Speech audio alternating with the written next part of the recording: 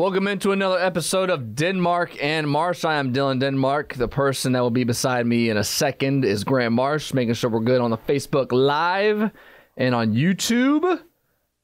It's been a week since we talked to y'all. Graham had to work. This guy just works around the clock. He makes all this money in sales. I'm just pushing buttons at a radio station. So, it's kind of more important than our podcast. It's totally understandable. But we're here now. I had to close some deals, man. Yeah. 250K? Yeah, of course, dude. 250K. We're not closing deals. What are we doing? Your Carolina Tar Heels lost to Bama. I knew Alabama was going to make the Final Four. I had them in my bracket. I don't win anything from it, but I had them on paper going to the Final Four. We got a Final Four in men's and women's now. Jags talk, obviously. The over-under came out last week, 8.5 wins. I see a little slight disagreement from the guys in Vegas. And on Hard Rock, Jaguars are expected, if you have to bet yes or no, if they're going to make the postseason, no minus 120, yes plus 100, which means that the no is more in the favor that Jacksonville's not going to make the playoffs. And then we'll talk about the Gators as well in the future. But, Graham, let's start with Jacksonville. 8.5 wins. I saw it came out last week. I was like, that's kind of...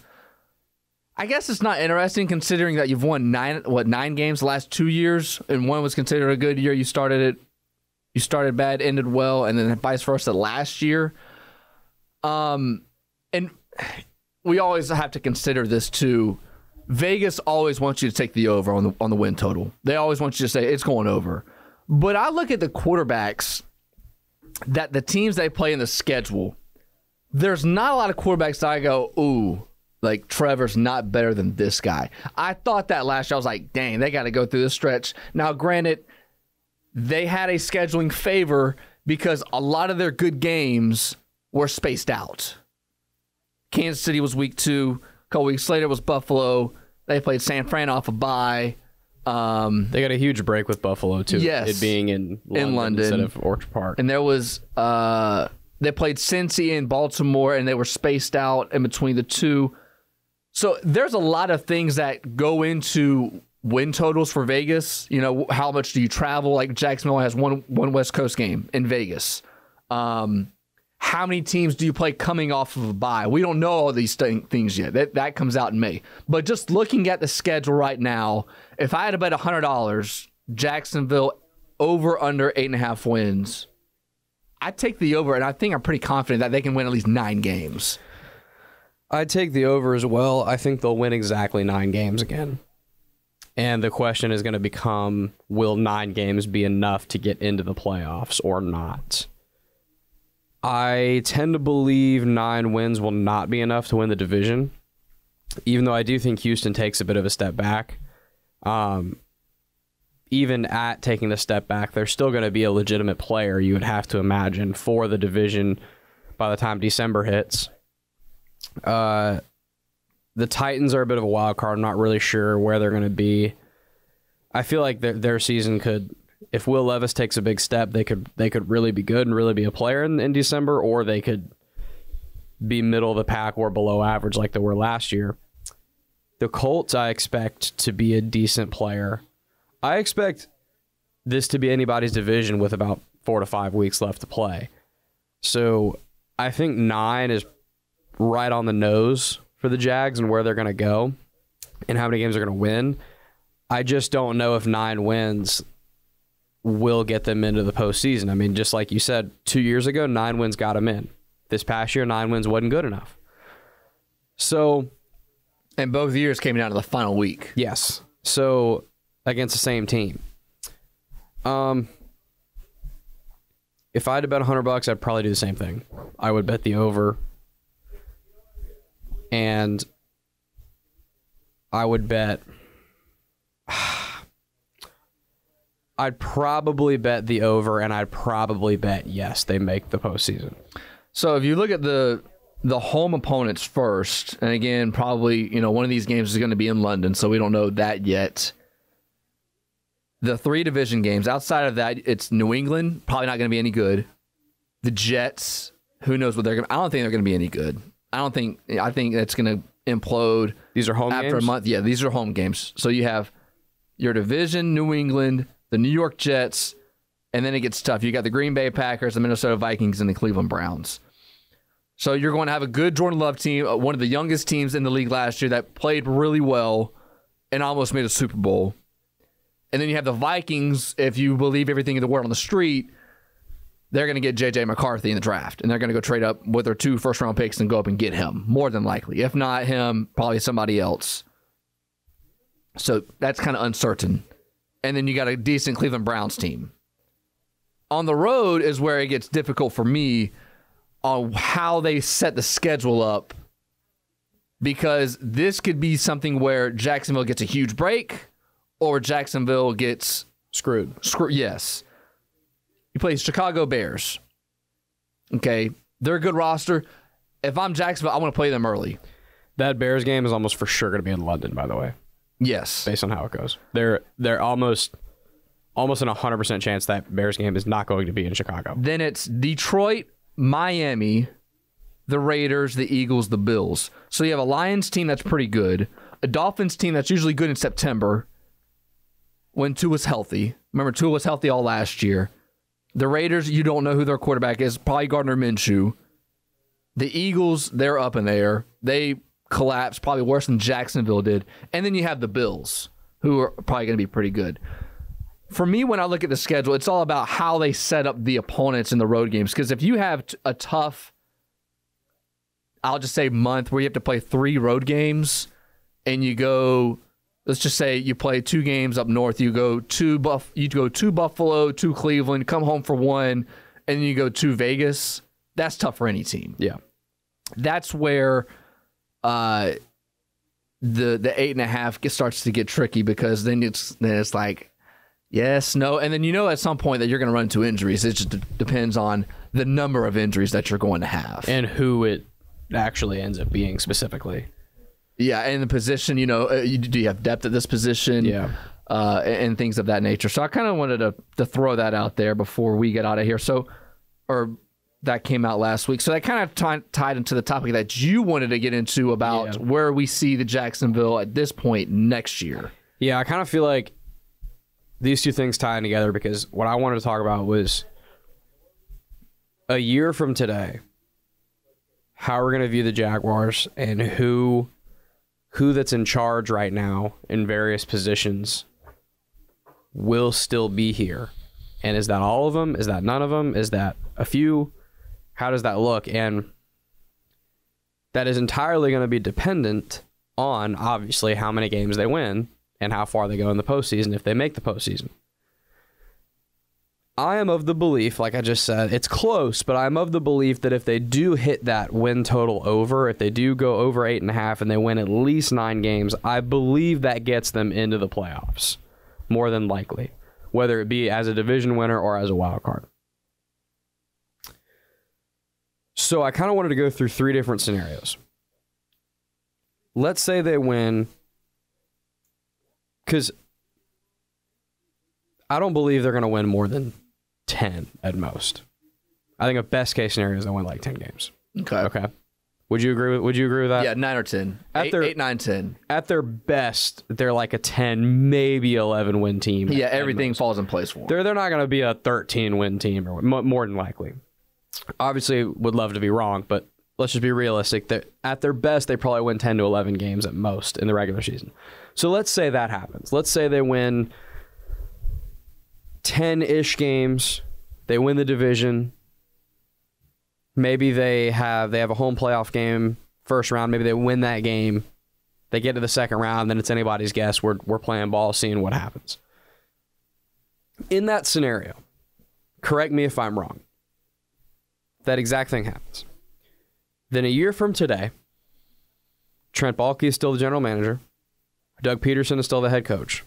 Trevor Lawrence is still the quarterback. Yes, and yes. Okay. Because if they win 10 games, Trevor Lawrence had a great year, right? He had a good year, okay. Yeah. He had a plenty good enough year to justify the contract he's probably going to be due for, correct? Yes. They're looking at really, really putting pen to paper on that and getting him inked for the next 5-6 years, if not more. Okay. So that's a pretty easy one. If everything goes well, the fan base is happy, Shad Khan is happy, the team won a lot of football games. The scenario of how that plays out is pretty easy for us to speculate on. It's going to be all good, all positive vibes. Everybody's going to stay, right? Everybody's going to keep their jobs, which everyone loves. Let's get into where things could get hairier, okay? Let's say they kind of hit their win total right on the nose, and let's say instead of 9 wins, they win 8. If they win 8, they are almost for sure not making the postseason at 8 wins. No, not especially not in this AFC. 9 wins is a gray area. I don't know if 9 wins gets them in it. Maybe it does, maybe it doesn't. 8 wins, I think there's almost no way. There pretty much is no way. They have a losing record at that point. 8 wins, let's just say it. 8 wins is not getting them into the postseason. Okay. So let's say they win 8 games. So they're not a terrible team, but they're not a good team. They're about average at that point. And they miss the playoffs in the last week or two of the regular season. They lose a critical division game or whatever, and it knocks them out. But they won 8 games. It's not like they won 2. Okay. Is Trent Baalke the GM after that season? I don't know. I would tend to say no, but it's I mean, obviously we all know everybody would say no, but what I think Shad Khan would do in that position, I don't know, because everything that Jacksonville's done in this offseason with Trent Baalke, it has the feeling that Trent Baalke and Doug Pederson both know that if things don't go well this year, things can go sideways, like you said. Right. And it goes sideways bad. And here's another thing. Both of these guys have been fired before. Baalke in San Fran, Doug Pederson in Philly. Tell me a GM or a head coach that's been fired twice and then got another job of that same, as a head coach or a GM. It rarely happens. I can't think of one on the top of my head. So they know that this has to work. If they don't, I think this season is solely based on if from their standpoint, from Baalke and Pederson, if they make the postseason or not. I think that's what Shad Khan looks at. I think obviously that's what fans look at. I think that's how, as of right now, as of April 2nd, 2024, we look at the season of is it successful or not. Making the postseason, and then we'll worry about the postseason when it gets here. Because if you have 9 wins and you still don't make the postseason, I still think everybody looks at that as a down year. I agree. But 8 wins, you're definitely not getting in. No, not in the AFC with what the AFC North is, and you're probably going to have 2 teams from the AFC South. In 8 wins, it won't even have much to do with, we didn't get enough help, and it's because this team beat this team, and we kind of got unlucky. It's going to be straight up because you just didn't win enough games. So, again, fast forward a year from now. In the 2024 season, the Jaguars won 8 games and missed the postseason. Is Trent Baalke the GM? I'd probably say no. I agree. Okay. This is where things get interesting. Trent Baalke is he's the most obvious out. Okay? The whole fan base hates him. He was part of the previous regime. He's been here the longest. He has a little bit of urban stank on him. That's the easiest person to say, all right, you're out of here. Is Doug Pederson still the head coach? I want to say yes. I don't know why I lean that way. See, I think it's because of Trevor. See, but this is where it gets hard for me. I don't know if the whole fan base would be out on Doug at that point. I think a much higher majority of the fan base right now would be out, but I don't know if it would be the pitchforks that the fan base has for Trent Baalke. No. The fan base hates Trent Baalke. We know this, right?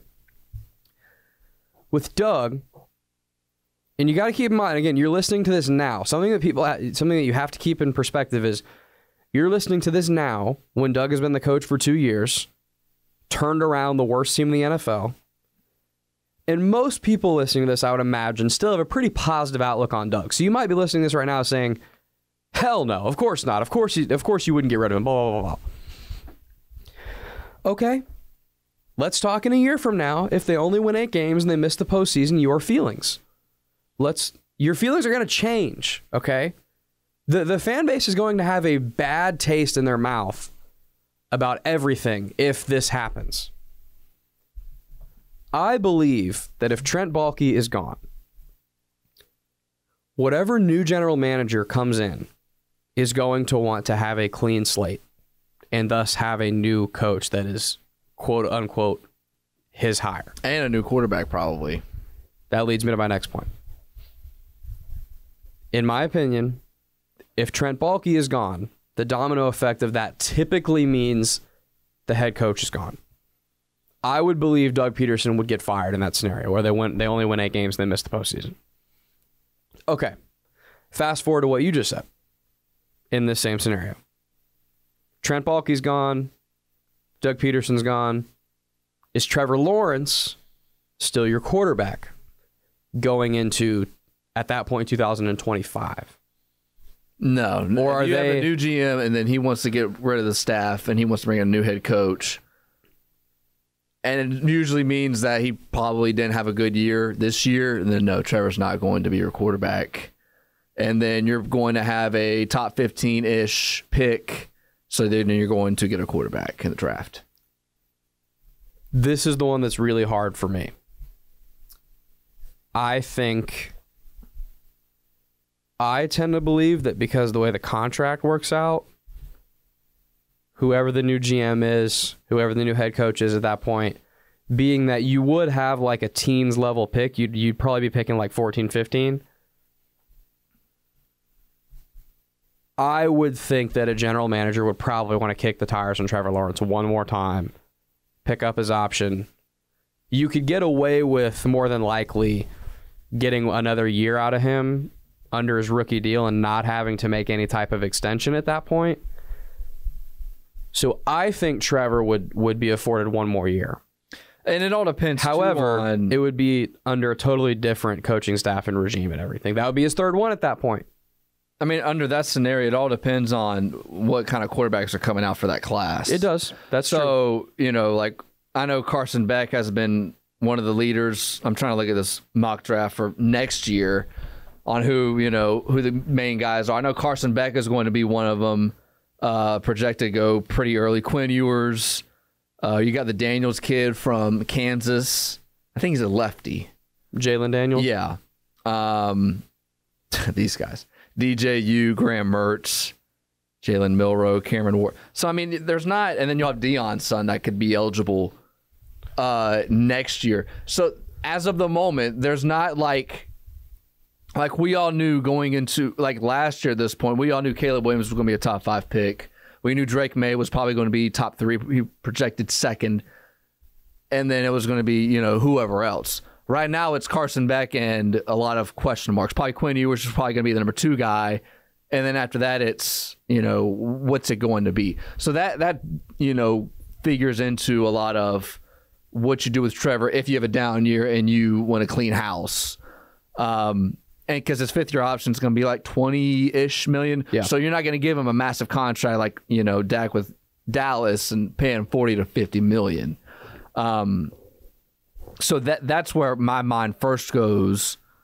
And if you really don't like him, you're taking a massive gamble on a rookie that's not probably at the top of most guys' draft board. Or would they explore a veteran free agent? They could too. Would Mac Jones be given a chance at this point? Do you think he starts in the NFL again? Like legitimately, not somebody gets hurt in front of them.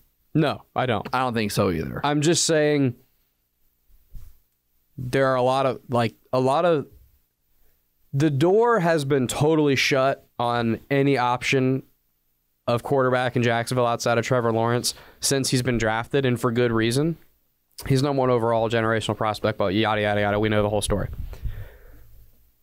My whole point in all of this is twofold. First, to just paint the picture of how important of a year this is. How many people's asses are on the line this coming season for the Jaguars. And then also just to point out the fact that, listen, guys, the door I don't know if it swings wide open, but the door cracks open a little on exploring quarterback life outside of Trevor Lawrence if this year does not go well. And I don't know if that's a conversation we all want to have, but it's just the truth. And I get it. There's an entire season of football to be played. We're obviously not exploring this stuff right now. I understand. But first of all, it's the offseason. We don't have a lot of new content until the draft comes to talk about. And then secondly, it shows what a difference a year can make. There are so many things right now that seem to be so obvious, so black and white, so set in stone, that one more rocky season makes this black and white stuff a hell of a lot more gray. So let me throw this out to you, and I heard this a couple weeks ago. Of the 21 and 22 draft class, all the quarterbacks, not just the first round, all the quarterbacks that were selected, only 2 quarterbacks are still on the team that they were drafted by. Only 2. One was Trevor. Can you name the other one? In Trevor's class. No, 21 and 22. Oh, Brock Purdy, right? Yep. Yeah. Just those 2. So everybody else, Bailey Zappi, Mac Jones, Trey Lance, Zach Wilson, Justin Fields, Malik Willis, all these guys. So GMs are no longer patient on quarterbacks. What's happened is owners have become billionaires. They've gotten more money, and GMs are a lot younger, so they're more aggressive. So it's to the point where there's no, the days are gone of, okay, well, this happened, that happened, we'll give you a couple years. That's no longer the case anymore. Because especially now with so much talent come out of college, there's no longer any patient guys, especially at quarterback. Well, I think the money's gotten too big, too, is the problem, too. Like, how much quarterbacks are now getting paid, even, the not top-tier guys. Yeah, like Kirk Cousins. Yeah. It's become so much money that it's forced teams to make a much tougher decision much quicker. And it's made the decision a lot more black and white than it used to be, because I think for a long time, if you drafted a guy, say mid to late first round or even into the second round, and this was a guy that you were investing in, hoping to become your franchise guy, and this is at a time where if you're a really good team, your best player may not even be your quarterback, it might be your running back. You could go through a guy's rookie deal, get four-ish years into the deal, something like that, and then you could sign him to an extension that's 3 years and then a pretty reasonable number everybody's cool with, to kind of continue to feel out if this guy's your guy or not. Those days are over, man. If this guy was a high pick and has shown anything at all at any point, think about Daniel Jones, man. Think about the kind of money the Giants had to pay Daniel Jones. And they had to get rid of Saquon because you pay right. a quarterback that much money, you're trapped. You have to pay him. And I think everyone would tell you that was now a mistake. Okay? But it's so easy to say, look at the Giants. They're such idiots. In 2022, they made the playoffs. They had a good year. And we know Daniel Jones was not the main catalyst of that, but still, he's your quarterback for a team that had a good year. I mean, it was either pay him or essentially blow up the offense because you're getting a new QB. And this was the dilemma the Jaguars dealt with in the offseason between 2017 and 2018 with Blake Bortles. You felt like the team was so good, even though the quarterback was not the reason necessarily. You felt like the entirety of the team was so good that you needed to do everything you could to just keep the band together, right? So it's just forced these guys now, these GMs now, to make such quicker decisions, because it's like, I either have to cut bait on this guy and reset my QB clock, or I have to pay him break the bank money. There's no such thing as a reasonable 3-year extension now with QBs. No. So this gray area of let's feel it out, let's understand he had some injury, let's understand that the offensive line wasn't great, let's understand these things and give him more of a shot. Like you said, that doesn't exist anymore. No, not at all. So, and then we know, by the way, the the opposite end of all of this with the win total. If the Jags win, 2 games and they're awful, everybody's going to be gone. Right. I would imagine. I mean, I think what's going to happen Which I don't think will happen. I think Indy, as of right now, I think Indy wins the division.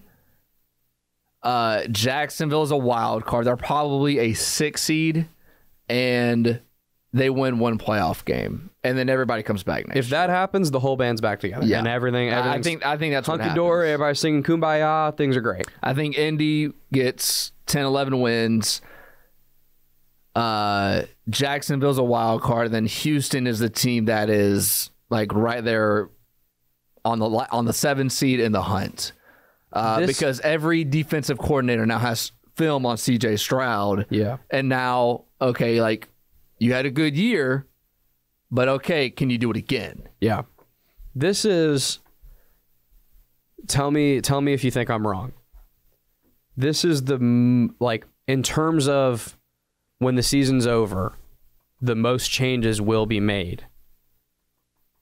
This is the biggest year for the Jaguars since probably 2020 when they tanked for Trevor. Ballou said over and over again, Rick Ballou does 6 to 8. He said this is the biggest offseason for Jaguars in their franchise history because there's so much unknown. There's so much that can happen if things, go one way or the other. And it could dictate if your franchise quarterback is here for the next 10 years or if he's gone in 2 years. Exactly.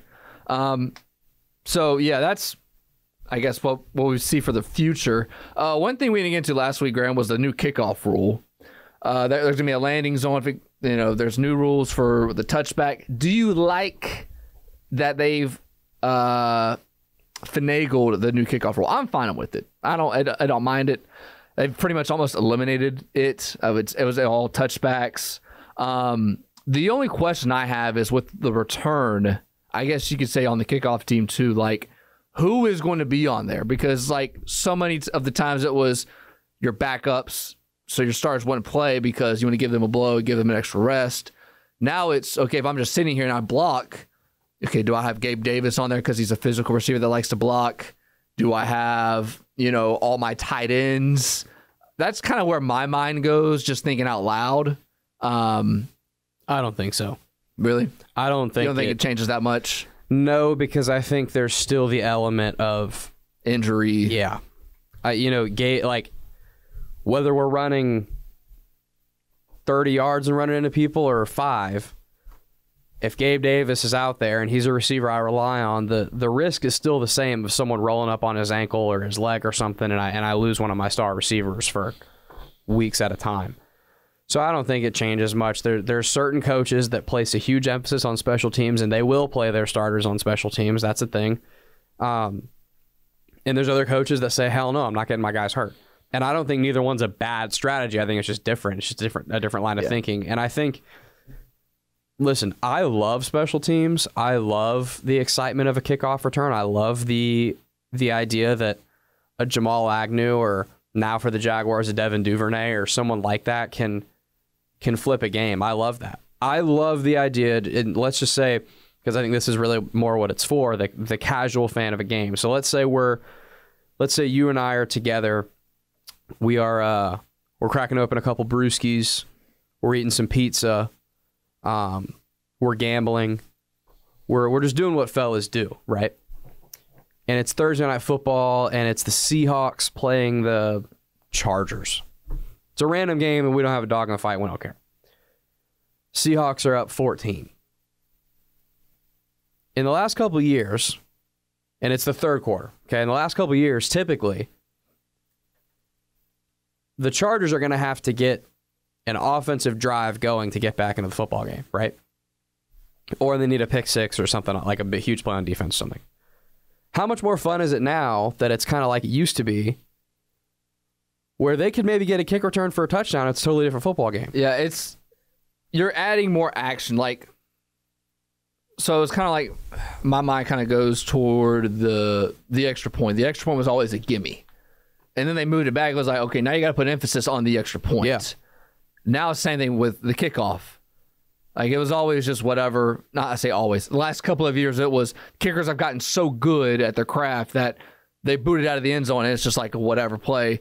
I mean, I'm up in the press box. I'm like, okay, I can just use the bathroom. I can go down and get some food and come back up. I know I won't miss anything, more likely than not.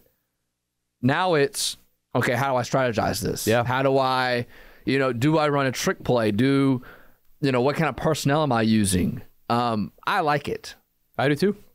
I am very pro this new rule because I think the only negative is just it's going to look weird for a while. It'll look weird for the first month, and then people get used to it, just like everything else. Exactly. So once you get used to how it looks, because it will look funky, because we're all used to everybody being right by the kicker, and there is a cool aesthetic, especially in a big game, of the kickoff. Everybody's lining up, and the kicker puts his hand down, and he's about to go, and everybody starts running. It does look cool, so that you'll lose that aesthetic a little bit. But the fact that kickoff returns and the excitement should hopefully be back a little bit when they've been mostly gone for a while is really nice. I am pro this rule change. Yeah. I was just about to say something. Two things I'm gonna say before we get out of here in a couple minutes. UConn wins it all, probably. I mean, UConn, Purdue. UConn wins it. I mean, UConn is just rolling everybody. Yeah. Unfortunately, because I want the Gators. Yeah, to hold that back to back. Stay. Yeah, same here. But we gotta talk some Gators over under. Okay, 5.5. We talked about this a little bit when we first started the pod, but I kind of just want an updated thought from you after a little bit of spring game stuff. Nothing much has happened. Or a little bit of spring ball stuff has happened. Practice intel. What do you think? I think we both said a couple weeks ago we don't think they hit that threshold. No, I don't think Florida. I think Florida goes 5-7. So let's play the same game we just played with the Jaguars. Let's play the year from now game. A year from now, by your thoughts here, and mine as well, because I also think they're going to win about 5. A year from now, you think Billy Napier is not Florida's head football coach? Correct. Right? Yes. You think Graham Mertz is headed to the draft? I think he's out of eligibility. Yeah, he is. Anyway. So yeah, whatever. Let me give you another interesting one here. Okay. Gators win 5 games. Billy Napier is fired. Is DJ Lagway still on the team, or is he elsewhere in a year? God, there's no telling. I'd say no. I would say no as well. It's so weird, like, why he chose the Gators, like, with the situation they're in and everything. Like, he must love Billy Napier and, like, really believe the vision that he has clearly for the does. program. And I think that in Billy's time here, some of the recruits he's been able to get, some of the really good blue chip guys, I think he's proven that ability. I think he has proven that, maybe not to the media as much, and I don't really care about that as much anyways, but to these kids, to these really, really highly sought after players, I think he does have some good salesmen to him. Oh, I mean, every coach is a good salesman in college. Well, you're buying them on something. You got to buy them on something. Was Dan Mullen a great salesman? Don't look like it. Well, exactly. That's what I'm saying. For the end of the year, I'm saying among the good coaches. Yeah. Of course. You've got to be a good salesman. So that's kind of what I mean. Like, he does have some qualities of what would make a good coach. I don't think it's fair nor accurate to say that Billy Napier just sucks at everything as a coach. The thing with Florida this year, the main thing, and everybody's going to look at record, you can't look at Florida's record because of how tough the schedule looks to be. You have to look at it as, how do they look? Are they in close ball games? Are they in the fourth quarter? Are they in the final 5 minutes? Are they making stupid mistakes? Can they snap the ball? Can they not just, like, it's all of, like, you can't lose to Arkansas.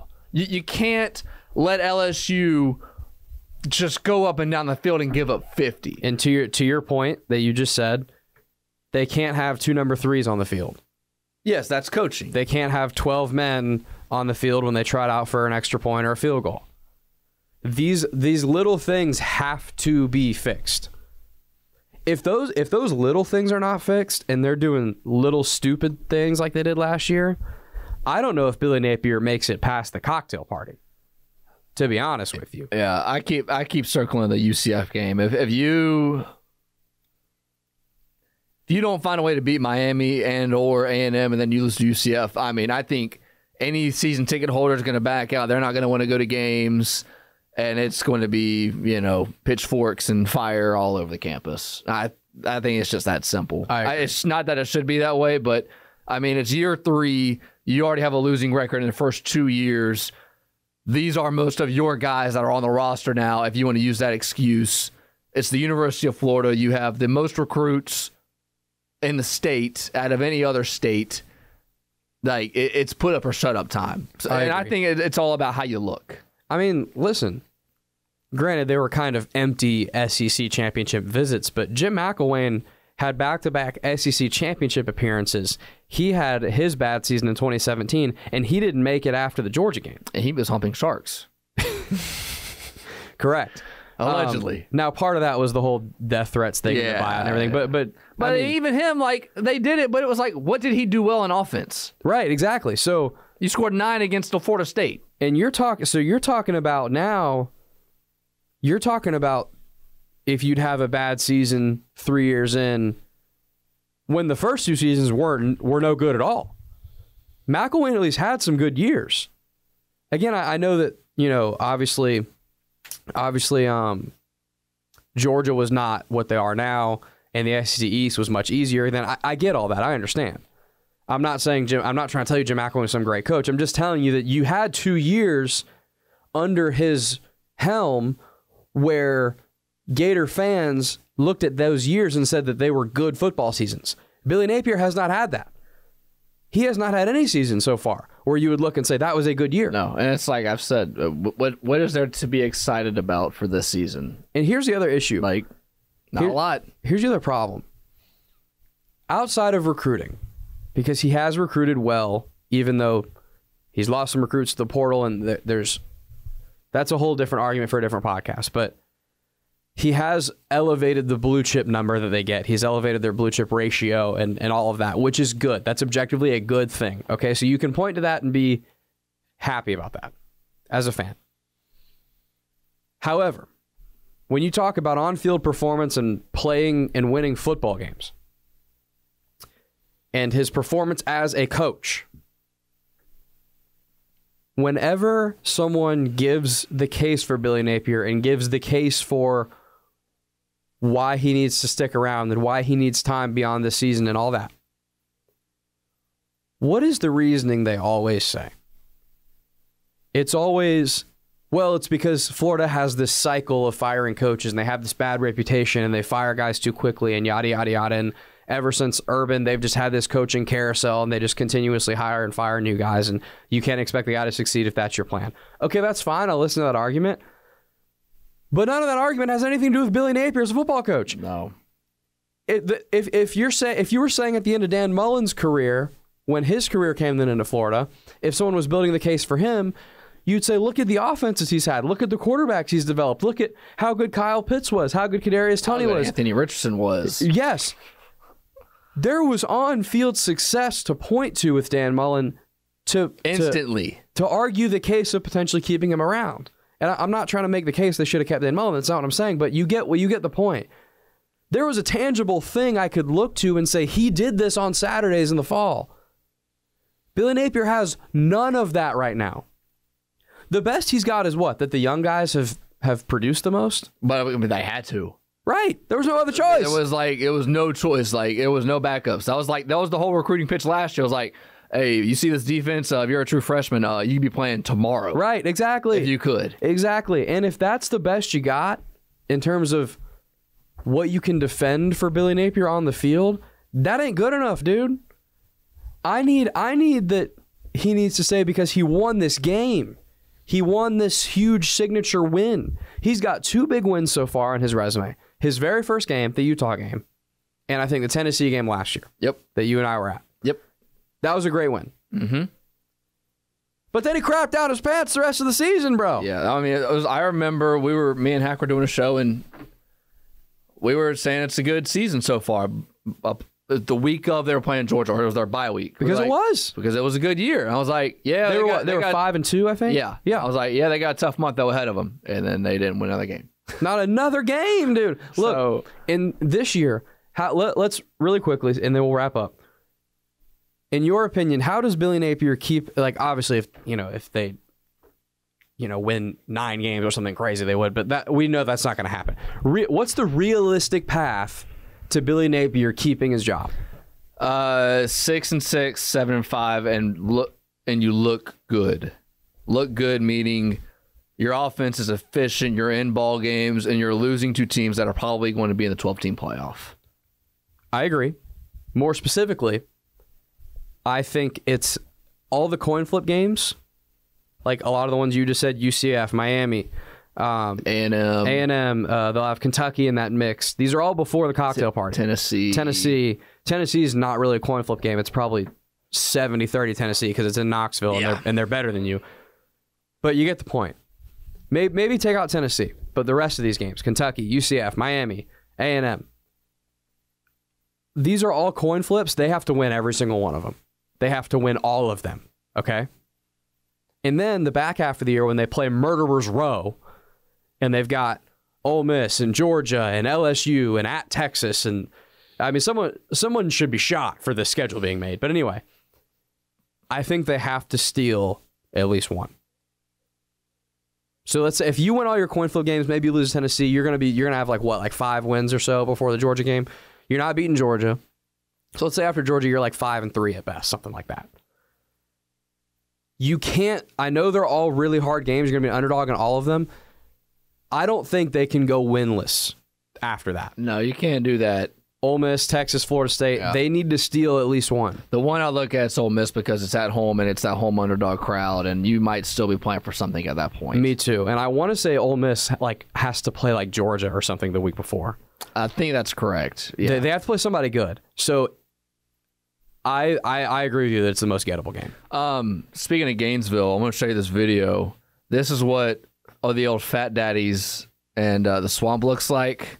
Because I was down at UF Friday for the Florida Relays, the track and field. Man, that makes me sad. No, and then keep looking. This is where the Swamp. Oh, don't do that to me. It's a restaurant with an apartment on top of it. Don't do that to me. I was in Gainesville Friday. Way different. Everything looks different. Yeah, we're old, man. We're officially. There is so many like apartment complexes where you're like, wait, wasn't this a different building? That's when you know you're old. You're officially old when you go to your college town and you go, this looks nothing like when I was here. Yeah, we're old. It was some kind of bar where Fats was. It wasn't Fats anymore. It's Lil Rudy's. Is what it's called now. Lil Rudy, Fats and Rowdy's became one thing. All right, last thing before I get out of here. You ran track in high school. Yes. You ran a 400. Yes. Okay, I ran a 400. What was your time? Roughly, whatever. It ain't gotta be. I don't remember. I wasn't 54, 55. It was slower than that. I was like maybe a 50. Slow, boy. I was like maybe a 57. All right, I was a 52, and that was the I wasn't a great 400. That was the closest I've ever came to death. I'm not exaggerating. I was on the ground needing oxygen like James Harrison running a pick 6. I couldn't move. Lactic acid, my hamstring, my quads, all that. There was a kid in high school. You probably haven't heard of him because you don't follow track. His name is Quincy Wilson, not the Quincy Wilson that played for the Gators. Quincy Wilson runs in Maryland. He's 16 years old. Ran a 400, 45:19. Oh my God! The 10th fastest time in the world. That's crazy. Everybody's saying that he's going to be the Olympics as a 16-year-old running the 400 meter. That's insane. He ran against he's running a 45. Yeah, I should be in the Olympics. And what the craziest thing is, that was his first outdoor meet. That's crazy. He's ran indoor the last 6-7 months. That people is stupid. That's crazy. So I look, he was 21 seconds at the 200, and then he was at 32, 33 at the 300 meter mark, and just kept going all the way. And he's a short little dude too. Man. So yeah, I kind of wanted a fanboy about that. So if you don't care about track, I'm sorry. But saw him and then saw Christian Miller run a 10-1 at Creekside, #1 recruit in the country. It blows my mind how most people don't even know him even that work in media that know Jacksonville. They're like, Christian Miller, I don't even know about him. I'm like, he did this last year. He ran a 10-0, one of the fastest humans on the planet. So yeah, watch out for him. Quincy Wilson, the Olympics. Maybe I remember him talking about the pod, whatever. Hell yeah. What about you? Anything else before we get out of here? No? No, sir. All right. Yeah. Dang, we're almost coming to the draft, 3.5 weeks. I know. Not a whole lot's changed with the draft. I haven't really changed my mind on what this Brock Bowers, him falling, doesn't make any sense to me, man. Whoever gets him's getting a steal. That's been my only thought this last week or so because nothing's really changed. But anywho, I'm Dylan Denmark's Graham Marsh. Yes, sir. 1010XL Graham, 1010XL Denmark on Twitter. Get us on YouTube a little bit later today and get us on the 1010XL podcast platform wherever you get your podcast needs. We out.